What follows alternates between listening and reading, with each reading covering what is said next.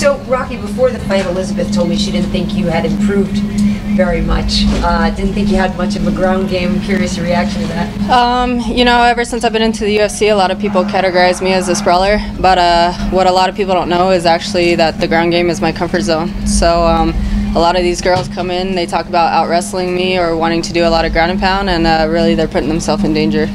So you're putting a few wins together now. What do you think you're doing differently or just better than when you first got in the organization? You know, when I've been the only one to beat myself, if you ask me. It's been a lot of mental stuff for me. So now that's what's been a lot of our focus, is just getting me mentally right. Because I'm a well-rounded fighter. I could be dangerous in all areas, and it was just, a lot of people say that this is physical, but when it comes down to it, I think it's 70% mental. What was the mental block? Just a lot. I mean, I was doubting myself. I was giving my opponents way more credit than giving myself the credit. I have a ton of people around me who absolutely believe in me, but I wasn't believing in myself, and so I had to take a step back. I had to remember why I started this sport, and I had to fall in love all over again. Is that why you got the Ultimate Fighter tattoo there? That was definitely a milestone in my life, but I think the fight that lit the flame for me was the Holly Holm fight.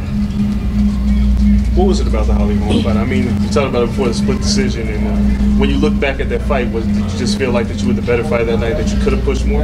Yeah, you know, I mean, I think Holly, she has a huge hype train following her, and besides being an athlete, I feel like I would make a really smart coach. I have the opportunity to coach a lot of other athletes, and just being able to look on the outside, I mean, I got to see the type of fighter that she is, and nowhere in there was I like scared of her. I didn't exactly do what I had to obviously get that W, but if you ask me, I mean, I was chasing down a boxer, and I basically outboxed her. How satisfying is it to get a decision victory? You mentioned before that decisions don't usually go your way, so finally got one in the bag. So how does it feel? You know, I mean, I got the W and I'm on my winning streak, but going to the judges is not where I want to be anymore. So I definitely have the hands. It's just putting the confidence behind it, and then I have the ground game, I have the wrestling game. So now it's going out there and just believing in myself from the very get-go and putting on a highlight performance. Who would you like next?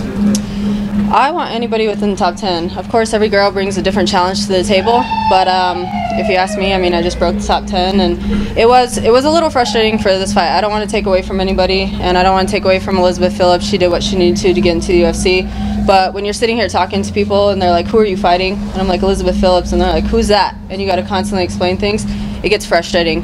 So I definitely want somebody who's within the top 10. I feel like I have a lot of storyline with these girls that are up there, and I want to avenge some of my losses, and I want to go after what's important, and that's the world title. So Holly Holm, is that what you want next? You know, if they give me Holly Holm, fine, I'll avenge my loss. If they give me any other girl, I'll take it as each one comes. If you had to choose between Kat Zingano or Holly Holm, which loss would you want to avenge more? Kat Zingano. Why is that?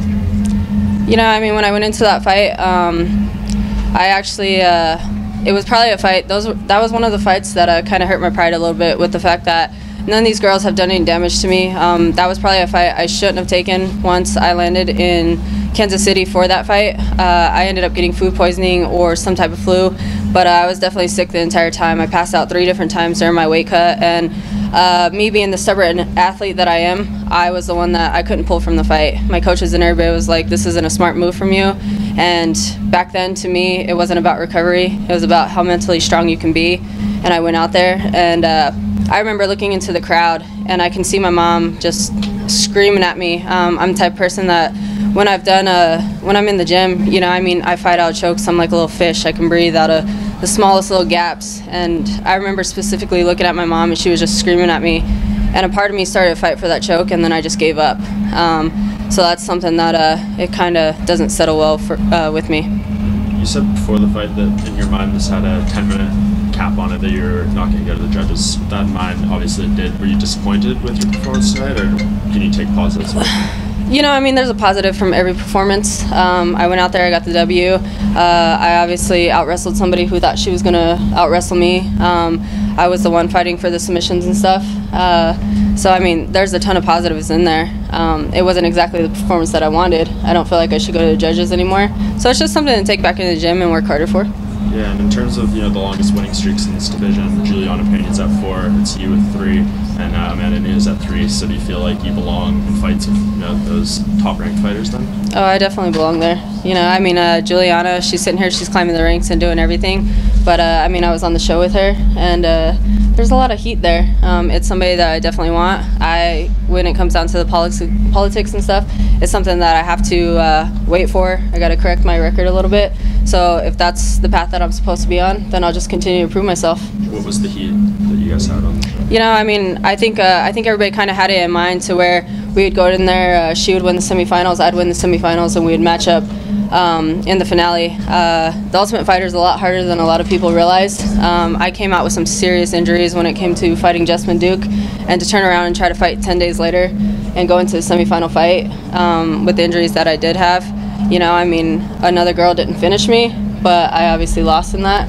So not being able to get that fight with her in the finale, it's definitely something. We're both signed to the UFC, and it's somewhere I want to be.